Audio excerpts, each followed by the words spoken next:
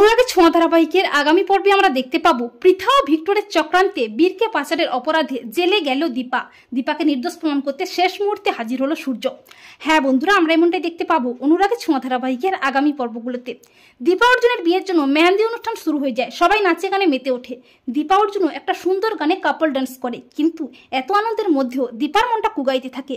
দীপার ভয় করতে থাকে যে কোনো অঘটন ঘটবে না তো। আর দীপা অর্জুন যখন ডান্স করছিল তখন দীপাকে ফাঁদে ফেলতে পৃথা চালাকি করে সবাই চোখের আড়ালে দীপার ব্যাগের মধ্যে অনেকগুলো টাকা ঢুকিয়ে দেয়। এরপর দীপার ভয়টাকে সত্যি করে সেনগুপ্ত বাড়িতে পুলিশ হাজির হয়। পুলিশ দেখে অবাক হয়ে যায় সবাই। পুলিশ বলে, আমরা দীপা মজুমদারকে থানায় নিয়ে যেতে এসেছি। তা শুনে চমকে ওঠে দীপা। দীপা বলে, আমার অপরাধটা কি অফিসার? তখন পুলিশ জানায়, বাচ্চা পাচারের দায়ে দীপা মজুমদারকে অ্যারেস্ট করা হচ্ছে। উনি বীর সেনগুপ্তকে পাচার করে মোটা অঙ্কের টাকা নিয়েছেন।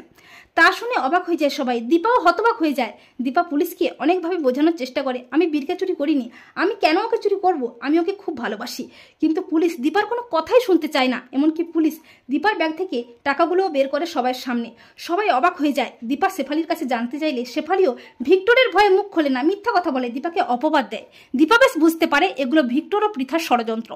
এরপর পুলিশ দীপাকে অ্যারেস্ট করে থানায় নিয়ে যায়। আর পৃথাও দীপার নামে নানা রকম খারাপ কথা বলতেই থাকে। তখন রূপা পৃথাকে বলে, তুমি চলে যাও এখান থেকে, তুমি কেন মায়ের নামে খারাপ কথা বলছো?